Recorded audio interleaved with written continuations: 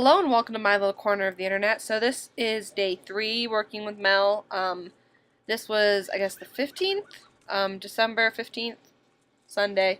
And I just gotten him out of the pasture, so he was very easy to catch. And as you can see, he hopped right into lunging without a problem.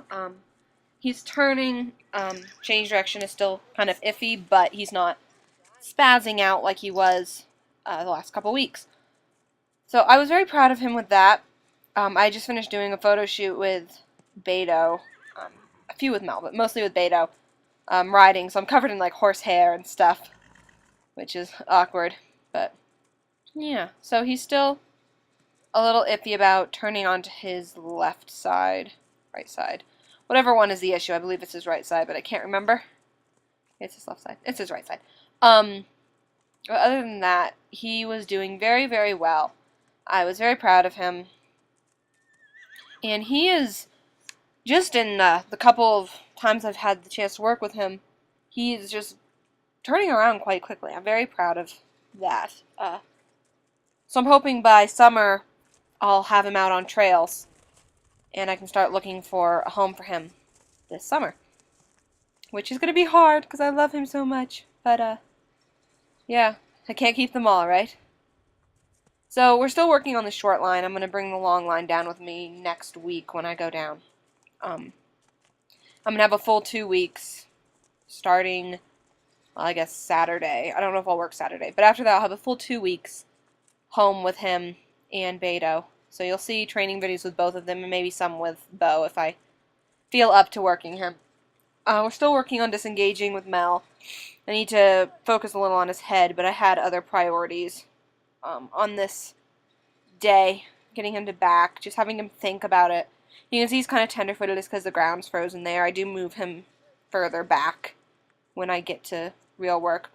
So, he's getting a lot better at getting caught in the pasture. He's a lot less spookish about, well, everything. Because if you saw the first video, he's kind of a jumpy horse, but he was very calm when I worked with him on this day. And it was nice. It was much warmer than last week, because the week before was freezing. Okay, so I think this, yeah. So I said last week that I was going to tack him up, and as you can see, I'm putting the saddle pad on him. He's had that on before. A different one. This is my English saddle, which is actually Beto's. I love that saddle so much. It's great. Got it at a yard sale. So here I let him smell the saddle, and it takes quite a while. It speeds up later on because he stood there for quite a while smelling the saddle. And I just wanted him to be completely comfortable with it, not be, nervous about what I was putting on his back. I wanted him acquainted with it. So I just kind of stood there and let him smell it for however long he felt was necessary to become comfortable. Cochise was neighing in the background, which was probably not helpful. But, yeah, and then here it starts. I just kind of sped it up because, seriously, it took a long time. So, he's done with that. Put the saddle on his back, which went really much better than I was expecting. It takes me a while to get the girth tightened because he is a lot larger than my boy, but he was very good about it. He just stood there as I let down the side and tried to tighten the other side and let down the front side again. So, he was good as I got it adjusted to him. He's got a very wide barrel. I actually had it all the way down. Like, completely bottom ties and everything. And here we're lunging with the saddle on. Again, he's kind of sensitive on this ground, but we do move back eventually. I was really surprised at how well he took the saddle, just because he hasn't been tacked up in 2 or more years. So, I was really happy that he didn't seem to have an issue with it. It shows that he's definitely got good training under him. As I've mentioned before, whoever had him originally, whoever trained him, did a good job. And I ended up moving the saddle forward here because it was a little far back. So just moving it forward to a better position, hopefully a little more comfortable for him. And again, he just stood there. He was great about it. I was very, very happy with him. So I was just trying to get him moving with the saddle on, and here we move to the back part of the pasture, and I'll try to get the camera frame to move in. My voiceover stopped. Anyway, I'll try to get the camera frame to move in and get you a little closer because he is kind of far away, but for right now I don't think it's anything super important going on down there. We're just walking around. The snow is a little softer back there. So I wanted to have him on something a little more comfortable for his feet. Yeah, just working on changing sides. He's still kind of sketchy on that, but he's doing a lot better. As for over my winter break, I'm going to do a lot of him with sacking out and carrying a rider, and working on the longer lunge line. That's what I want to have him comfortable with by the end of the 2-week break. And with Beta, we're going to go back to trick training. So there'll be some videos on that. That'll be fun. Something a little different. He got a little bit antsy here, and I just kind of stopped lunging him because I didn't want him working himself up. So we stopped pretty soon, because while it's good for him to work his energy out, I don't want him running in circles on the short line. Once I get the longer line down, he can run as much as he wants.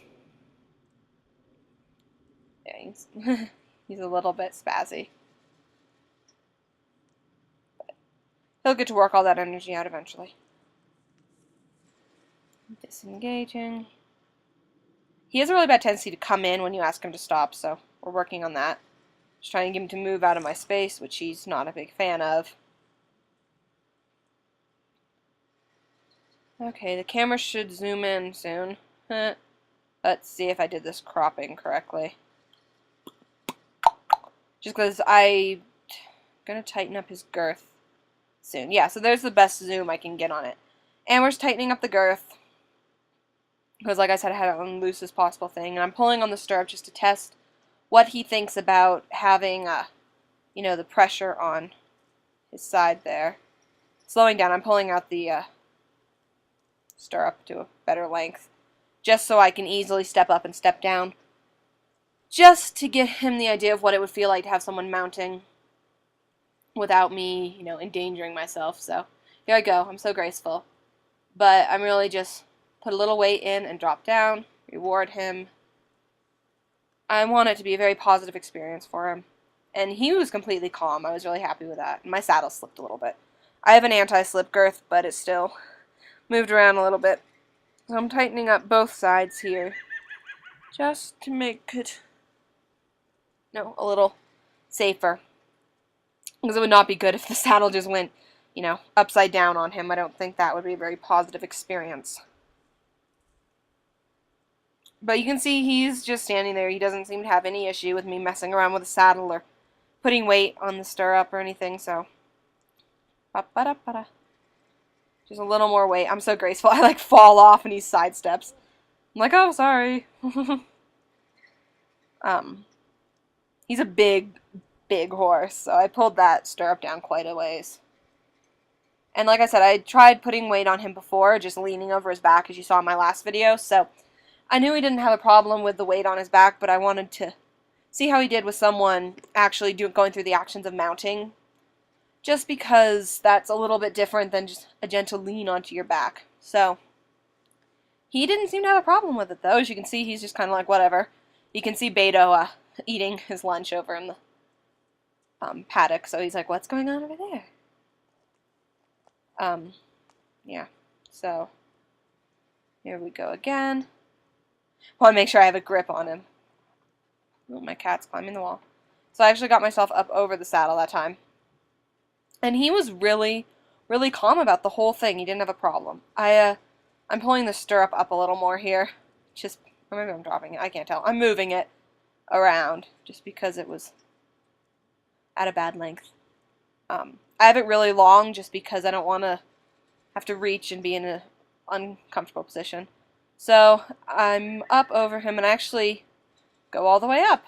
So yeah, that's the first time Mel's had a person on his back with a saddle in 2+ years. I was really happy with him. He just stood there like a little angel. I wasn't planning on actually mounting up on him today. or whenever I filmed this the other day.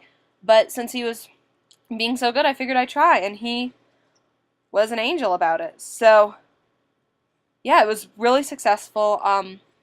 Next week, I'm going to have someone lead him around on the lead with me sitting on his back, and then we'll move to, well, I'll have a halter on, or a bridle on him next week with a lead clipped on.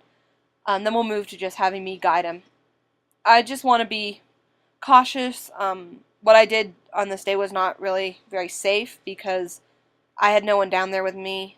I had no safety precautions at all. But he was really good. And I wouldn't have done this if he had been, acting up at all, if he had shown any signs of being nervous. But he was completely calm, so I felt it was safe.